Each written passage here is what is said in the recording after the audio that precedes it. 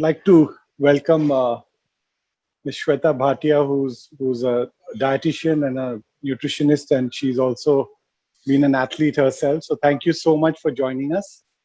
Thank you so much for having me. So Shweta, can you just tell us how is sports nutrition different from general nutrition? Because what I have experienced in my life is that a dietitian is normally helping you with getting over some issues, whereas a sports nutrition is helping you perform at your peak. So if you can just talk about that. Right. So if you talk about illness to wellness and fitness, they're all on the same continuum, on the same spectrum. They're two ends of the same spectrum. So as you rightly said, a dietitian is meant to sort of get you back on your feet if you're unhealthy. But a sports nutritionist is actually looking at a healthy person, reach his desired goals in performance, in sports performance. So it's very specific and very targeted. And the actual difference would be, since we're looking at performance is dependent on two things. One is your body composition, which means that you should be lean enough. A lot of people think that you can play a sport to be fit, but actually you need to be fit to play a sport, in my opinion. So you need to have a good, amount of muscle mass, be low on body fat. And of course, performance is also dependent on the availability of fuel during the workout or during your training or during the event. So both of these things are dependent on your diet, largely. So that's where sports nutrition comes into the picture. The other thing is that, supplements, they play a huge role in enhancing performance.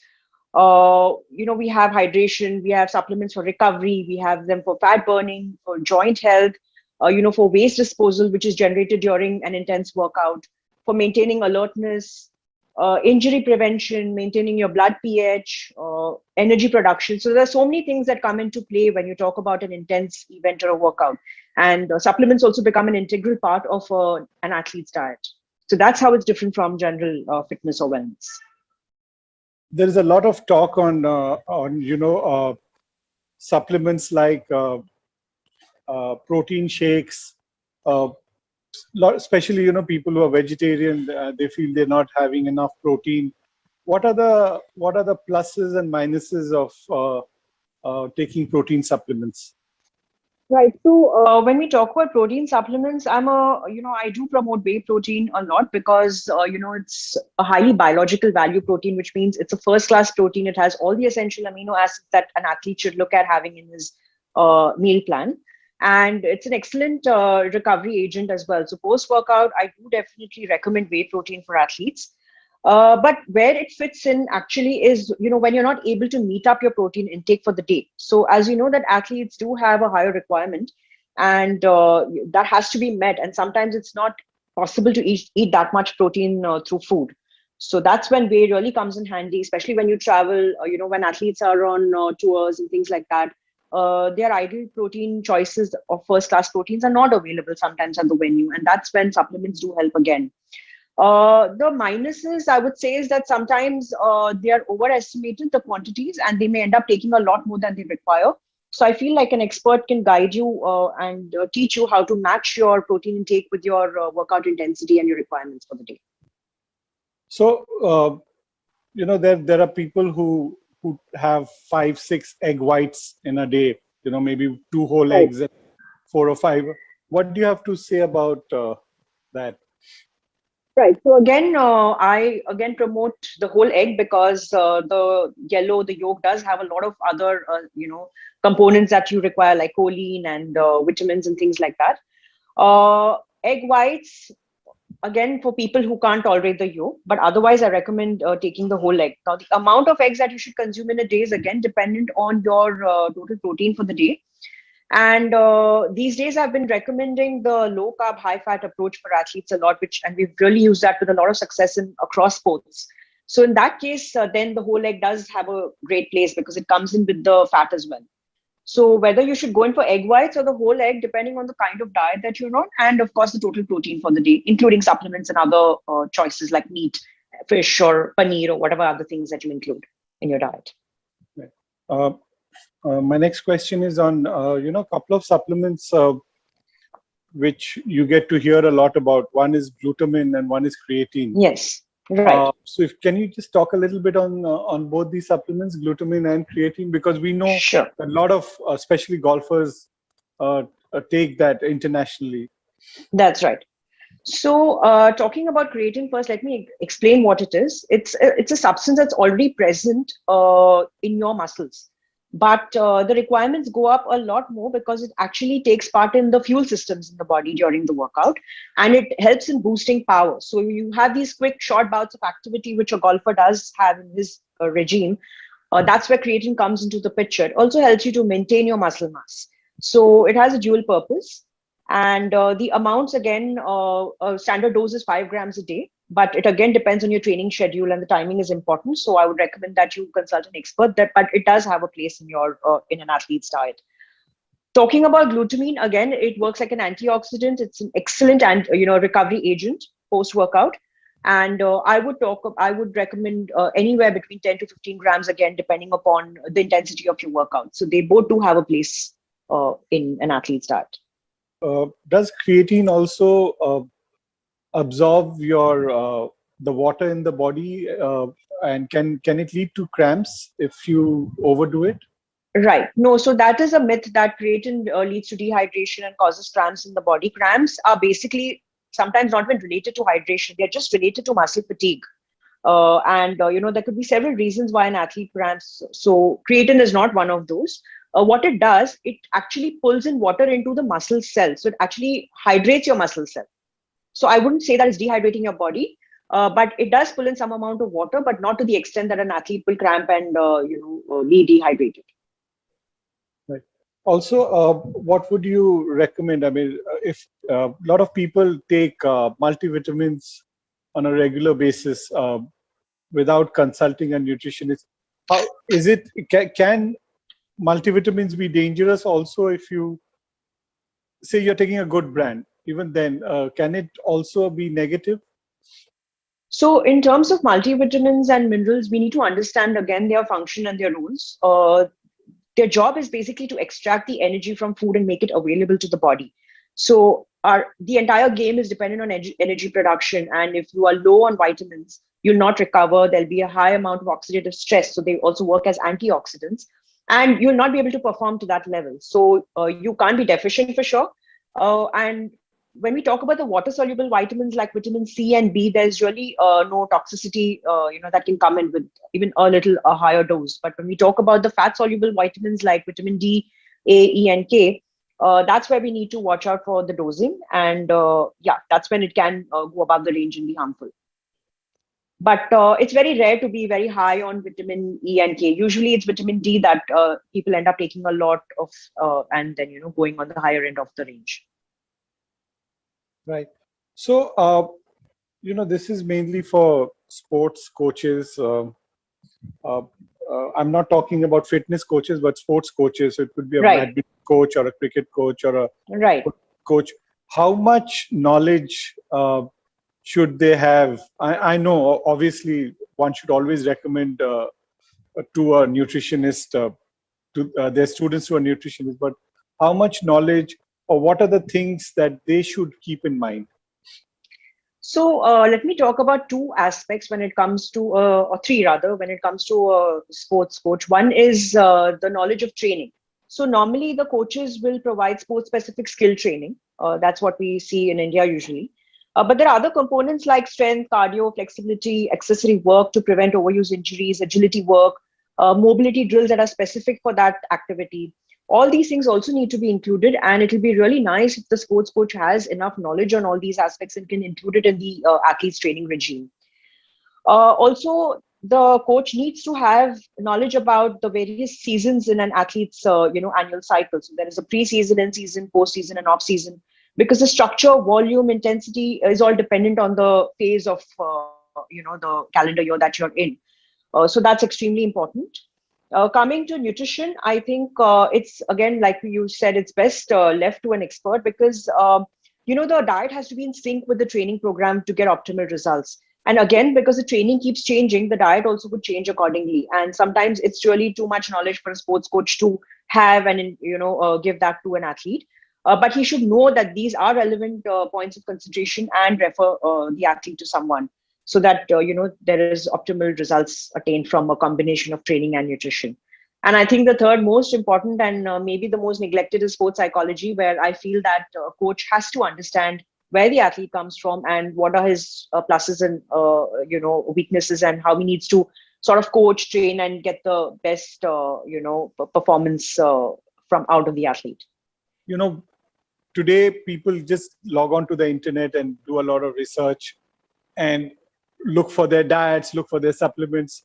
But something that I have faced is we Indians have different kind of diets, right? So the dal, the rice, the aloo, and the paneer. You don't really find that. So if I had to ask you on a broad-based question, there are three parts to this question. One is, what should an athlete who's got a important match the next morning have for dinner, and in a very rough way, and what he would have in the during breakfast, and if he's allowed to snack, like if he's playing tennis or golf, then you can snack, what you have during competition and what you have for recovery.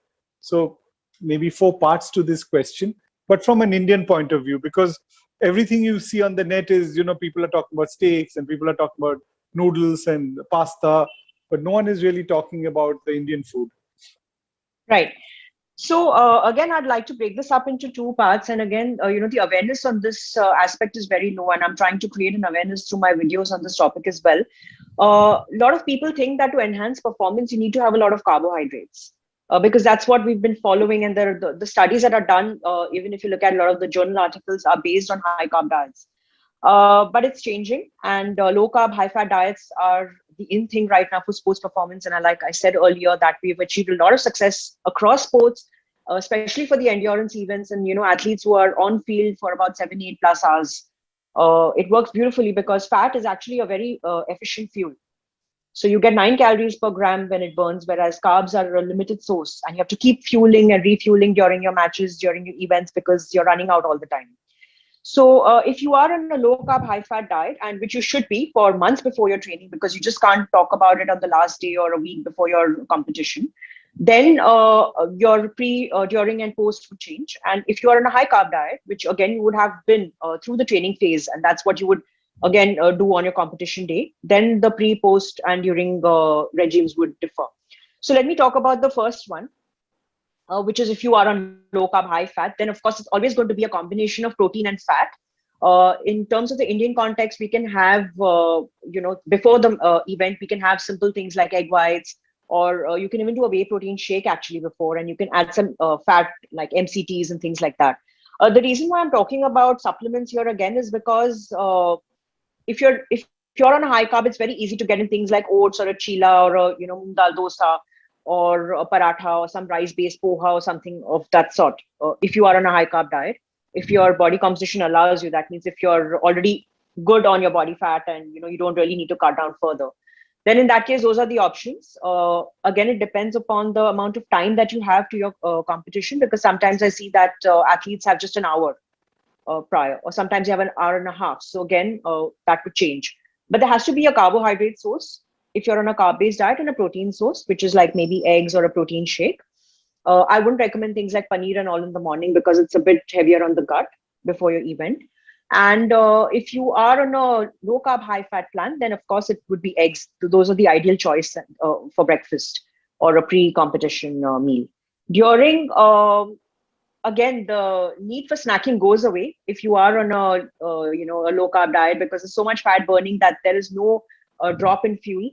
You don't really need to refuel. But if you are on a carb-based diet, then of course you can do these carbohydrate bars. You can do sports drinks, which play a dual role of giving you the hydration, the electrolytes, and the carbohydrates. Sometimes there is a break between the two parts of the match, so like a halftime or whatever, and then they have a break. They can actually snack on something. You can do things like peanut butter in that time, again, depending on the amount of break that you get, 15 minutes or 20 minutes or about half an hour or 1 hour. If it's a longer break, then of course there'll be a meal that comes in at that point. Post-workout, and during workout, you can also have amino acids like branched chain amino acids that come in. Glutamine can be added in your hydration drinks.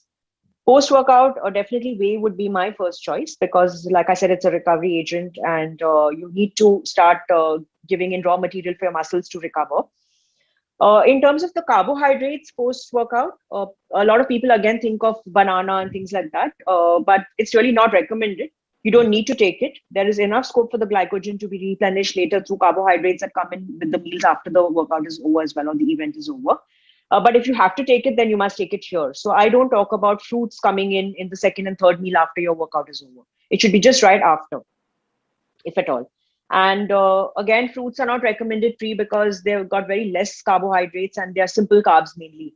So if you want to last on a carbohydrate diet, you should be taking more complex sources like your grains and your pulses.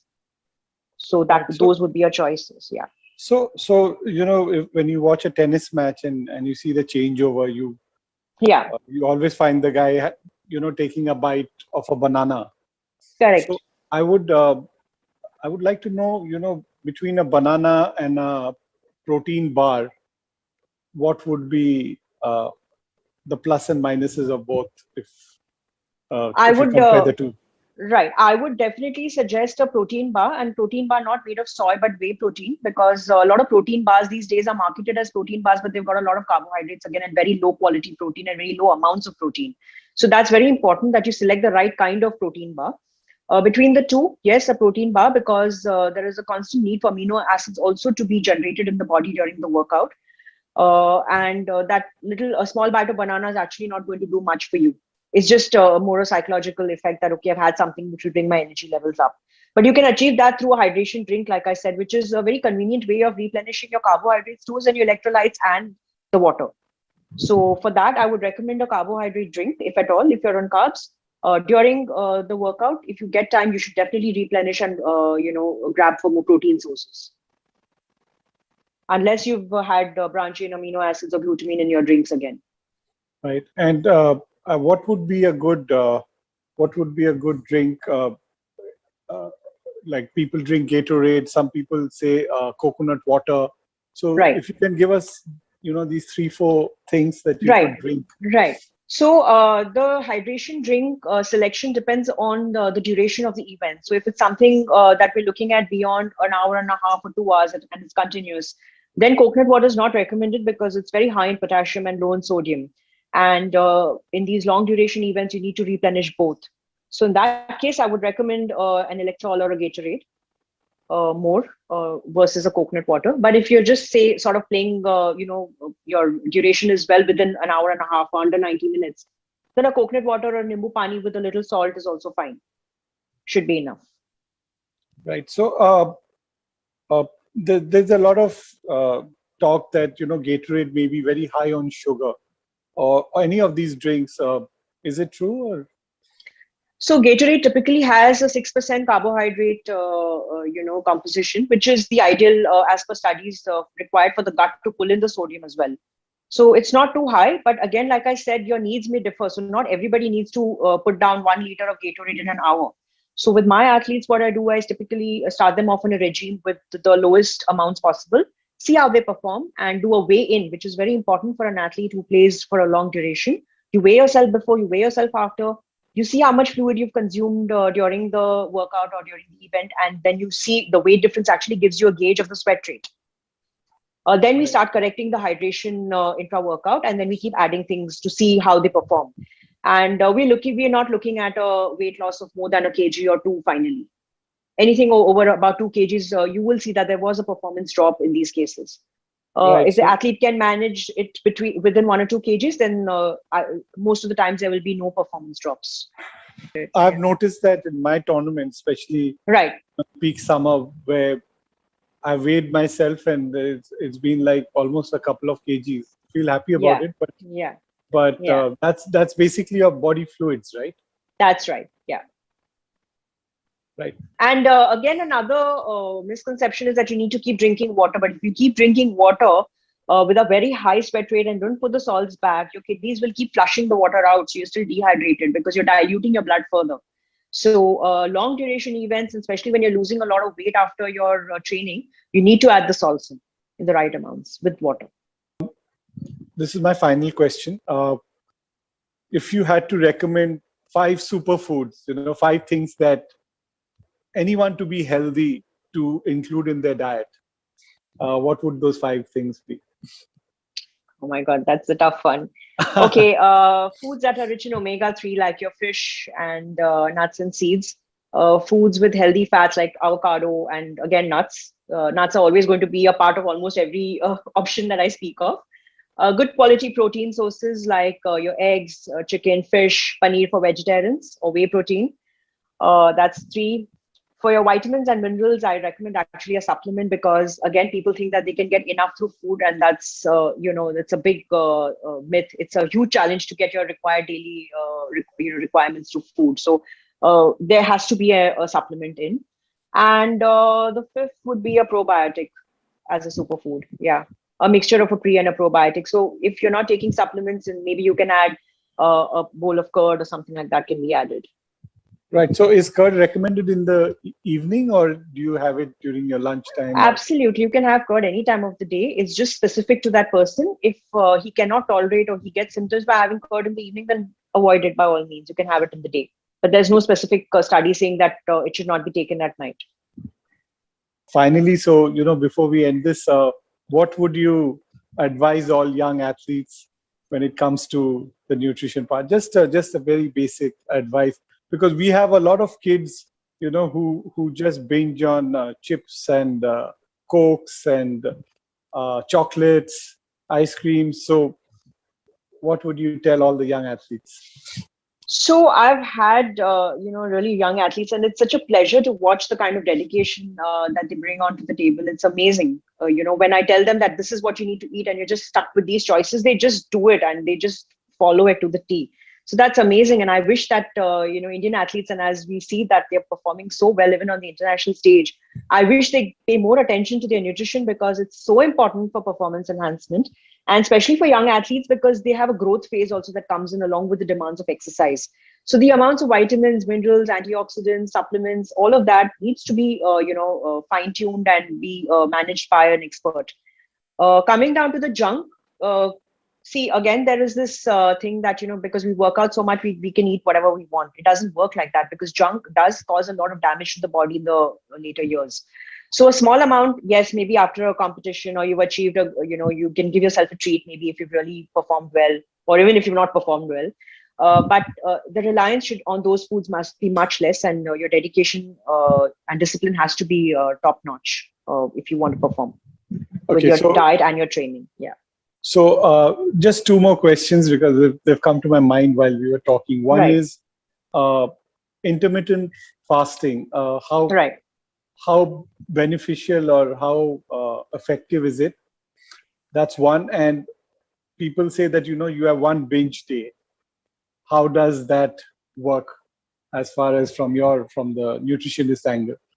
The intermittent fasting, again, you may have seen my video that I'm, I promote it a lot, because the whole idea is to keep your insulin low and allow your fat to burn for as long as it can, because fat is the primary source of fuel at rest.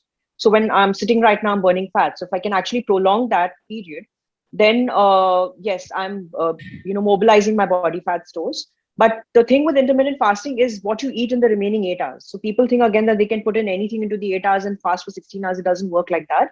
It has to have a structure, and whatever you do in those 8 hours has a carry on the remaining 16 hours. So maybe for an athlete, if you look at an athlete, say in their off season, they do follow an intermittent fasting pattern, because maybe their training is not that much and they want to cut down on body fat, but there'll be some amount of training and they need to recover. So that 8-hour window that they get during their feeding time is something that they should look into as a structured plan, and make sure they're meeting all their requirements in those 8 hours. So that's one about intermittent fasting. And the second thing is about the binge.